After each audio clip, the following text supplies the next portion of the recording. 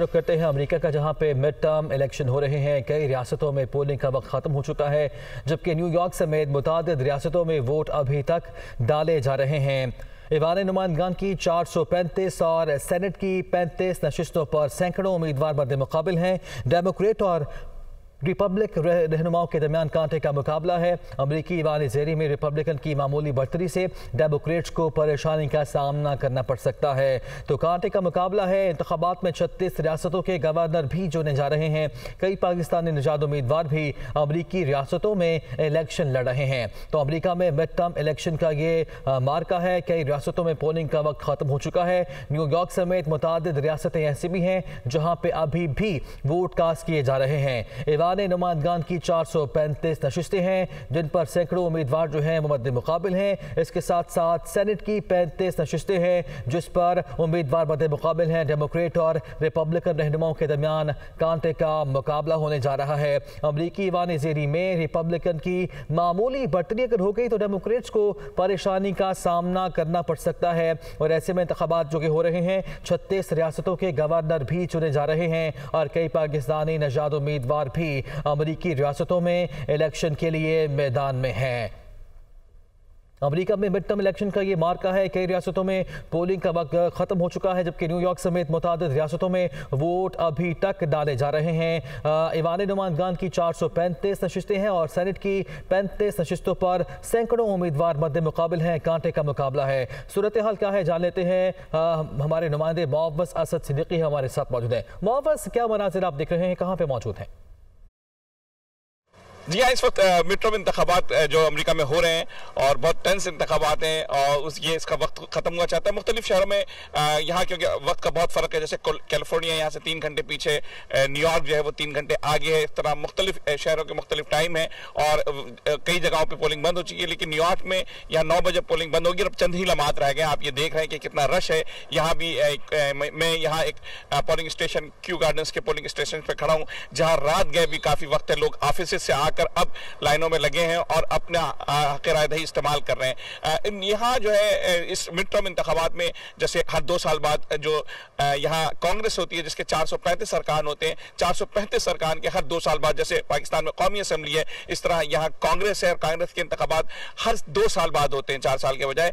और ये 435 अरकान के होते हैं, जबकि सेनेट 6 साल के लिए आती है और 1/3 के इंतखाबात होते हैं, जिसमें इस वक्त 35 जो है सेनेट्स के इंतखाबात लड़े जा रहे हैं। इसके अलावा 36 गवर्नर्स हैं और मुख्तलिफ कौमी असम्बली, मुख्तलिफ जो है वो सूबाई रियासतों के जो इंतखाबात हैं वो लड़े जा रहे हैं। बहुत ज़्यादा अहम कहा जा रहा है। और जो ये मिड टर्म इंतखाबात होते हैं, ये सदारती इंतखाबात के लिए या जो जिसकी भी हुकूमत होती है उसके लिए एक लिहाज से रेफरेंडम होते हैं उसकी पॉलिसीज़ पे। तो इस वक्त जो सबसे बड़ा इशू यहाँ अमेरिका में मौजूद है, अमेरिका में या अमरीकियों में आम अमरीकी महसूस कर रहे हैं, वो मईशत के हवाले से महंगाई बहुत बढ़ चुकी है। हर चीज़ पर यहाँ रेंट भी बढ़ चुका है। हर चीज़ पर एक आपको बड़ा फ़र्क नज़र आता है कीमतों में, और जिस लिहाज से जो है वो कोई आसानियां या रिलीफ नहीं दी गई, ना इन तनख्वाहों में उस हिसाब से इजाफा हुआ है। तो इस वक्त अमेरिका के अगर हम किसी वोटर्स से बात करते हैं तो सबसे बड़ा मसला 70% से ज़्यादा अफराद जो है मईशत को इस इलेक्शन का जो बताते हैं कि उसकी बुनियाद पर वोट डाला जाएगा। इस लिहाज से रिपब्लिकन में थोड़ी उम्मीदें हैं, जबकि डेमोक्रेट थोड़ा खौफजदा है। इस वक्त डेमोक्रेट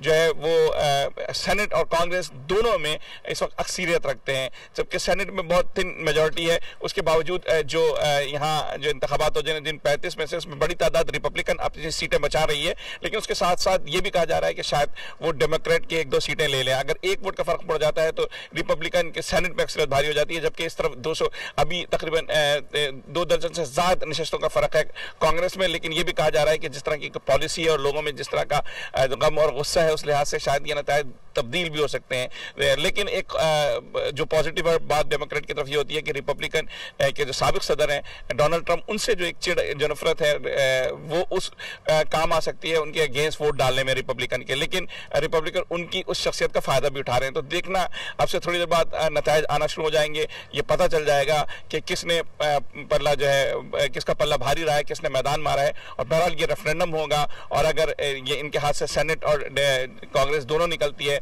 तो आइंदा ये जो 2 साल हैं जो बाइडन जो खुद कमज़ोर सदर के तौर पर सामने आ रहे हैं, उनके लिए मजीद ये खतरनाक हो जाएगा। जी।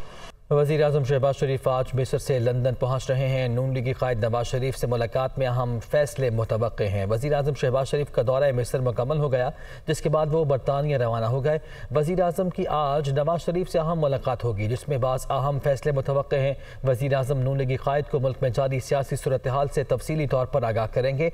ज़राए के मुताबिक मुस्लिम लीग नून का अहम इजलास अगले 48 घंटों में मुतवक्के है, जिसमें मुस्लिम लीग नून के अहम रहनुमा वीडियो लिंक के जरिए शरीक होंगे। इजलास में मरियम नवाज भी मौजूद होंगी। शहबाज शरीफ का लंदन में 2 रोज तक क़याम मुतवक्के है, जिसके बाद वो पाकिस्तान वापस रवाना होंगे।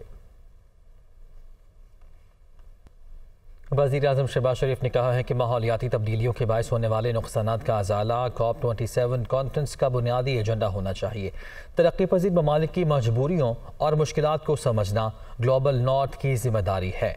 वो शर्म एल शेख में COP27 इजलास से खिताब कर रहे थे। The priorities of Pakistan have never been clearer. First, the global goal on adaptation needs to be prioritized. Loss and damage needs to be part of the core agenda of COP27. Climate finance must be clearly defined. A global climate risk index of all parties of the UNFCCC must be created under the auspices of the UN system. We had to dish out about $316 million through a program by the name of Benazir Income Support Program. It is the duty and responsibility of Global North to understand our difficulties and our plight.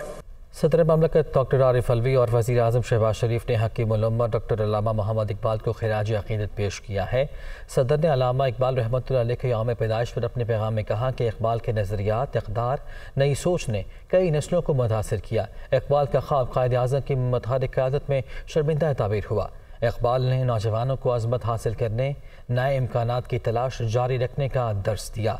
अल्लामा इकबाल रहमतुल्लाह अलैह का खुदी का तसव्वुर मुल्क को तरक्की देने के लिए मशाल राह है। वज़ीर आज़म शहबाज शरीफ ने अपने पैगाम में कहा, अल्लामा इकबाल ने नौजवानों को इस्लाफ की कुर्बानियों, अज़मत और खोई हुई मीरास से रोशनास कराया। उम्मत के नौजवानों को शाहीन से ताबीर दी। दुनिया को तस्खीर करके सितारों पर कमन डालने का नया जोश व वलवला पैदा किया। अल्लामा इकबाल की दीनी खिदमत किसी से पोशीदा नहीं। यौम इकबाल पर आज मुल्क भर में आम तातील होगी। वज़ीर आज़म ने शायर मशरिक़ के यौम विलादत की मुनासबत से आम तातील की मंजूरी दी है।